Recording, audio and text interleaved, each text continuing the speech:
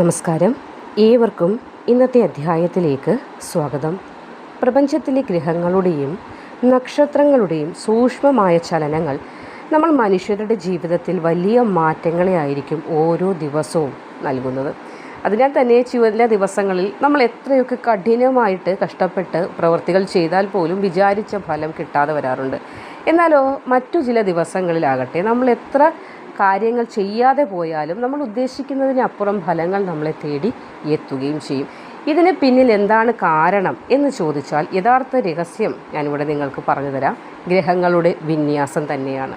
ഞാൻ എപ്പോഴും പറയാറുണ്ട്, ഓരോ ദിവസവും നമ്മൾ എത്രത്തോളം വലിയ കാര്യങ്ങൾ ചെയ്യാൻ ശ്രമിച്ചാലും ഗ്രഹങ്ങൾ കൂടി അനുകൂലമായാൽ മാത്രമേ അതിൻ്റെ ഫലം പൂർണ്ണമായി നമ്മളിലേക്ക് വന്നു ചേരുകയുള്ളൂ. നാളെ, അതായത് മിഥുനം 15 തിങ്കളാഴ്ചയാണ്. നമ്മുടെ ജീവിതത്തിൽ എന്തൊക്കെ കാര്യങ്ങളാണ് നാളെ സംഭവിക്കാൻ പോകുന്നത് എന്ന് നമുക്ക് ഈ അധ്യായത്തിലൂടെ വളരെ വ്യക്തമായി തന്നെ ഒന്ന് മനസ്സിലാക്കിയാലോ. നാളത്തെ ദിവസത്തിൻ്റെ എനർജി നിശ്ചയിക്കുന്നത് അടിസ്ഥാന പഞ്ചാംഗ ഘടകങ്ങൾ വെച്ച് നോക്കിയാണ്. അപ്പോൾ നാളത്തെ ദിവസം, നാളെ തിങ്കളാഴ്ചയാണ് വരുന്നത്, മനസ്സിനെ നിയന്ത്രിക്കുന്ന അല്ലെങ്കിൽ മനസ്സിൻ്റെ ആ ഗതിവിഗതികളെ, ചിന്തകളെ നിയന്ത്രിക്കുന്നതായ ഗ്രഹം അല്ലെങ്കിൽ ദേവൻ ചന്ദ്രനാണ്. ചന്ദ്രൻ്റെ ദിവസമാണ് നാളെ. കൂടാതെ നാളെ പുലർച്ചെ മുതൽ രാത്രി വരെ പ്രധാനമായും തൃക്കേട്ട നക്ഷത്രത്തിൻ്റെ അധീനതയിലായിരിക്കും നമ്മൾ. അതിനുശേഷം മൂലം നക്ഷത്രവും ആരംഭിക്കും. കൂടാതെ നാളെ ശുക്ലപക്ഷത്തിലെ ചതുർദശി തിഥിയാണ്. ശിവപൂജയ്ക്ക് ഏറ്റവും ഉത്തമമായൊരു സമയം കൂടിയാണ് നാളെ വരുന്നത്. അപ്പോൾ നാളത്തെ ദിവസം പുതിയ കാര്യങ്ങൾ ചെയ്യുന്നവർ ഒഴിവാക്കേണ്ട രാഹുകാലവും ഗുളികകാലവും കൂടി ഞാനൊന്ന് പറഞ്ഞു തരാം. രാവിലെ 7 മണി കഴിഞ്ഞ് 41 മുതൽ 9 മണി കഴിഞ്ഞ് 22 വരെയുള്ള ആ ഒരു സമയം രാഹുകാലമാണ്. ഇനി ഗുളികകാലം വരുന്നത് ഉച്ചയ്ക്ക് 2 മണി കഴിഞ്ഞ് 23 മിനിറ്റ് മുതൽ 4 മണി തുടങ്ങി 4 മണി മുതൽ 4 മിനിറ്റ് വരെയുള്ള സമയമാണ് ഗുളികകാലം. ഇനി യമകണ്ഠകാലം, അത് 11 മണി കഴിഞ്ഞ് 2 മിനിറ്റ് മുതൽ 12 മണി കഴിഞ്ഞ് 43 മിനിറ്റിനകമുള്ള സമയമാണ്. അപ്പോൾ നാളത്തെ ദിവസം ഏറ്റവും ശുഭകരമായ സമയം കൂടി പറഞ്ഞു തരാം. ഉച്ചയ്ക്ക് 12 മണി കഴിഞ്ഞ് 16 മിനിറ്റ് മുതൽ 1 മണി കഴിഞ്ഞ് 10 മിനിറ്റിനകമുള്ള സമയമാണ്. 12:16 തൊട്ട് 1 മണി 10 മിനിറ്റ് വരെയുള്ള ഒരു സമയം പുതിയ എന്ത് തീരുമാനം എടുക്കുന്നതിനും അനുകൂലമാണ്. അപ്പോൾ ആ ഒരു സമയത്ത് നിങ്ങളുടെ വ്യക്തി ജീവിതത്തിൽ നിങ്ങൾക്ക് തീരുമാനങ്ങൾ എന്തെടുത്താലും അത് വലിയ ഒരു ഭാഗ്യം ഭാവിയിൽ നിങ്ങളിലേക്ക് വന്നു ചേരുന്നതിനും അല്ലെങ്കിൽ വലിയൊരു വിജയം നിങ്ങളിലേക്ക് എത്തുന്നതിന് നിങ്ങളെ സഹായിക്കും. അപ്പോൾ നാളെ പ്രപഞ്ചത്തിൽ വലിയൊരു ഗ്രഹവിന്യാസമാണ് നടക്കുന്നത്. ഗ്രഹങ്ങളുടെ ചലനം നമ്മുടെ ജീവിതത്തിൽ പല തടസ്സങ്ങളും മാറുന്നതിന് വഴിയൊരുക്കുന്ന ദിവസം കൂടിയാണ്. അപ്പോൾ മനസ്സിൻ്റെ കാരകനായ ചന്ദ്രൻ നാളെ പൂർണ്ണമായും വൃശ്ചികം രാശിയിലൂടെ ആയിരിക്കും സഞ്ചാരം നടത്തുന്നത്. ഇത് ചിലരിലെ അനാവശ്യമായ ചിന്തകളെ മാറ്റി പൂർണ്ണമായും ഏത് ദിശയാണ് നമുക്ക് വേണ്ടത്, ഏത് വഴിയിലൂടെയാണ് നമുക്ക് പോകേണ്ടതെന്ന് പൂർണ്ണ ചിന്ത നമ്മുടെ മനസ്സിൽ കൊണ്ടുവരുന്നതിന് സഹായിക്കും. ഇനി ഭഗവാൻ സൂര്യൻ മിഥുനം രാശിയിൽ തുടരുന്നതിനാൽ തന്നെ ഔദ്യോഗിക കർമ്മരംഗത്തൊക്കെ അധികാരം അല്ലെങ്കിൽ പദവി, ഉത്തരവാദിത്തങ്ങളൊക്കെ വർദ്ധിക്കുന്നതിനുള്ള ഒരു സാധ്യത വന്നു ചേരുന്ന ദിവസമാണ്. ഇനി ഊർജത്തിൻ്റെ ഗ്രഹമായിട്ട് നമുക്ക് ചൊവ്വ ഇടവം രാശിയിൽ സഞ്ചരിക്കുന്നുണ്ട്. ഇത് കഠിനാധ്വാനം ചെയ്യാനുള്ള ഒരു ആത്മധൈര്യം വേണമല്ലേ ഏത് കാര്യം ചെയ്താലും നല്ല വിജയം ഉണ്ടാവുകയുള്ളൂ. അപ്പോൾ അതിനുള്ള ആത്മധൈര്യം, ആത്മവിശ്വാസം ഇതൊക്കെ തരുന്നുണ്ട്. ഇനി ബുധൻ, വ്യാഴം, ശുക്രൻ ഈ 3 ശുഭഗ്രഹങ്ങളും കർക്കിടകം രാശിയിലാണ് നിലകൊള്ളുന്നത്. അപ്പോൾ ഇതും വിദ്യാർത്ഥികൾക്കാണെങ്കിൽ വിദ്യ കൊണ്ട് ലാഭം ഉണ്ടാവുകയും പണ ഇടപാടുകളിൽ വലിയ ലാഭം ഉണ്ടാകാനും സമൂഹത്തിൽ മികച്ച പേരും പ്രശസ്തിയൊക്കെ വന്നു ചേരുന്നതിനും ഒരുപാട് സഹായിക്കുന്നതാണ്. അപ്പോൾ ഈ പറഞ്ഞിരിക്കുന്ന ഈ ഗ്രഹവിന്യാസത്തിൻ്റെ ഫലമായി നാളത്തെ ദിവസം ഭാഗ്യം അനുഭവിക്കാൻ യോഗം വരുന്ന ആ നക്ഷത്രക്കാർ ആരൊക്കെയാണ് എന്ന് നമുക്കൊന്നറിഞ്ഞാലോ.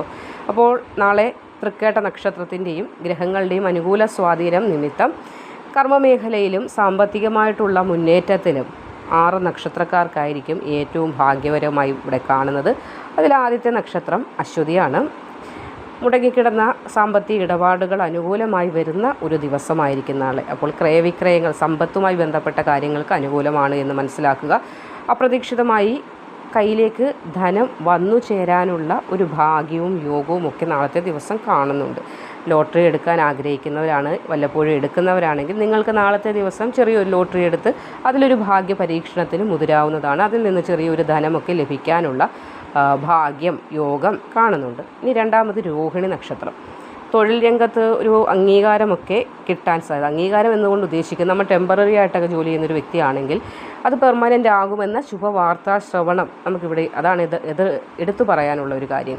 ഇനി ബിസിനസ്സൊക്കെ ആരംഭിക്കുന്നവരാണെങ്കിൽ, അതിനാഗ്രഹിക്കുന്നവരാണെങ്കിൽ നാളത്തെ ദിവസം അനുകൂല വാർത്തകളൊക്കെ ലഭിക്കുവാനും ഒക്കെയുള്ള യോഗം കാണുന്നുണ്ട്.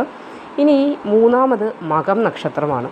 വിദേശയാത്രയ്ക്കോ അല്ലെങ്കിൽ ഉയർന്ന പഠനവുമായി ബന്ധപ്പെട്ട് വിദേശത്തേക്ക് പോകാനോ ശ്രമിക്കുന്നവർ, ജോലിയുടെ ഭാഗമായിട്ടാകാം അല്ലെങ്കിൽ പഠനവുമായി പോകാൻ ശ്രമിക്കുന്നവരാണെങ്കിലും തടസ്സങ്ങൾ മാറി എന്ന ശുഭവാർത്ത നാളത്തെ ദിവസം കേൾക്കാനുള്ള ഭാഗ്യമുണ്ട്.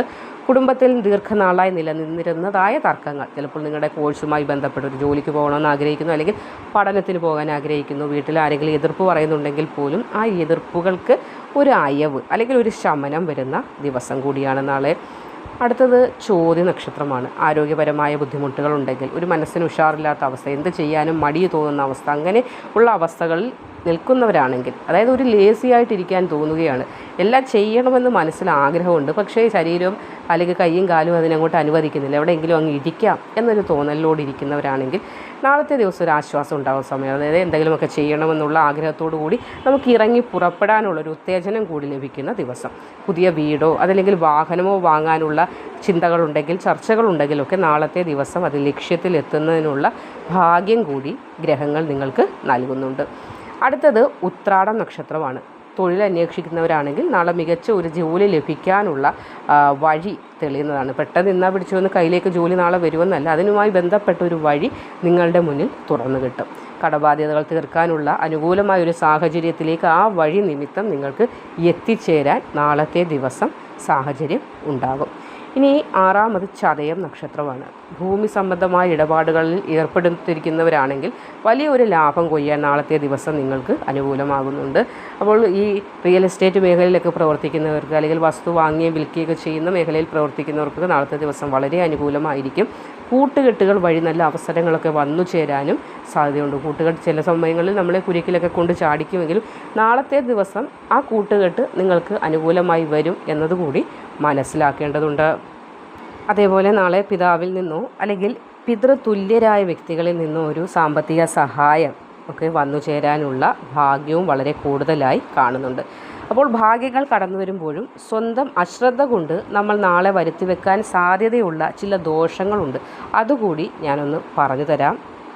അതിനാൽ തന്നെ ഇനി പറയാൻ പോകുന്ന നക്ഷത്രക്കാർ നാളത്തെ ദിവസം അല്പം ഒന്ന് ജാഗ്രത പുലർത്തുന്നത് ഉത്തമമായിരിക്കും. അതായത് തൃക്കേട്ട, അനിഴം, വിശാഖം നക്ഷത്രക്കാർ, അതായത് നിങ്ങളുടെ കൂറായ വൃശ്ചികത്തിലാണ് ചന്ദ്രൻ നിൽക്കുന്നത്. അതിനാൽ തന്നെ മനസ്സിന് അല്പം ഒരു അസ്വസ്ഥതയൊക്കെ തോന്നാനുള്ള സാധ്യത നാളത്തെ ദിവസം കാണുന്നുണ്ട്. അതുകൊണ്ട് അനാവശ്യമായ കാര്യങ്ങളിലൊന്നും ഇടപെടാതിരിക്കുക, അനാവശ്യമായി ആരോടും ദേഷ്യപ്പെടാതിരിക്കുക, ആരോടും പണം കടം ചോദിക്കുകയോ കൊടുക്കുകയോ ചെയ്യാതിരിക്കുക നാളത്തെ ദിവസം. കാരണം അതുവഴി വീണ്ടും ടെൻഷനുകൾ അല്ലെങ്കിൽ അകൽച്ചകൾ, പ്രശ്നങ്ങൾ ഉണ്ടാകാനുള്ള സാധ്യതയുണ്ട്.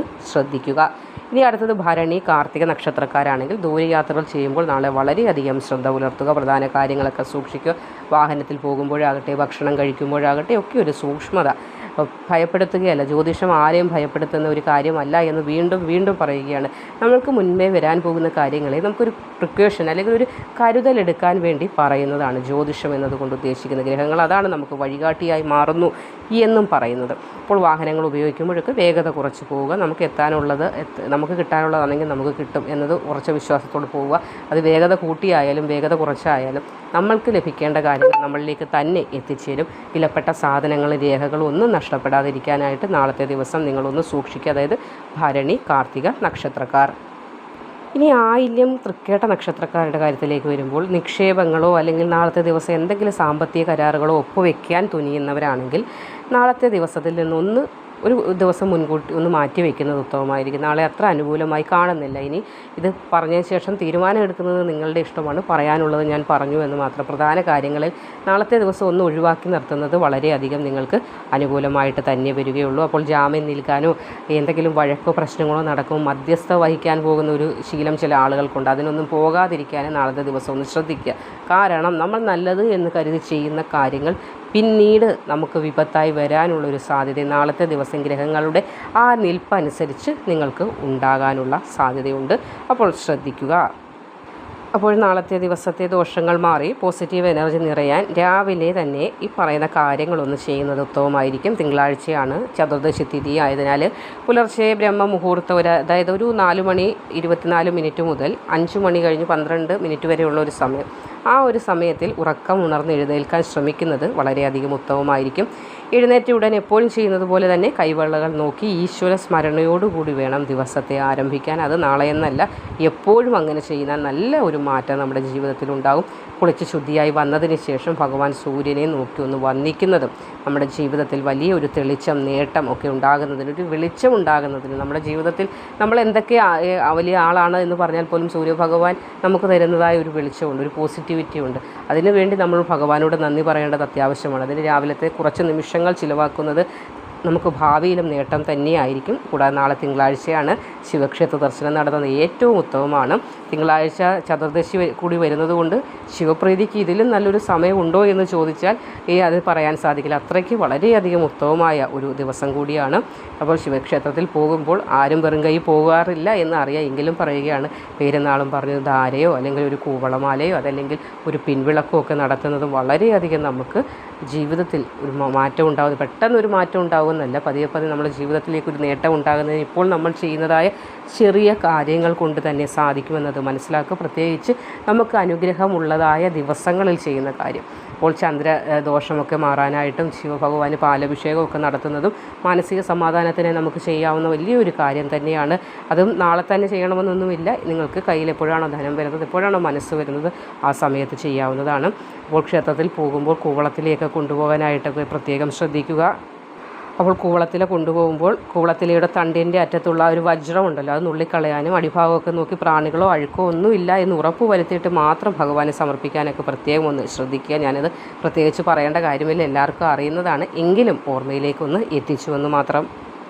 അപ്പോൾ ഗ്രഹങ്ങളുടെ ചലനം അനുസരിച്ച് നാളത്തെ ദിവസം വലിയ മാറ്റങ്ങളുടെ ദിവസമാണ്. ഓരോ ദിവസവും നമുക്ക് ഓരോ മാറ്റങ്ങളാണ്, ഓരോ പാഠങ്ങളാണ് നമ്മളെ പഠിപ്പിക്കുന്നത്, ശരിയല്ലേ? അപ്പോൾ നാളത്തെ ദിവസം അതേപോലെ ഒരു വലിയ മാറ്റത്തിൻ്റെ ദിവസമാണ്.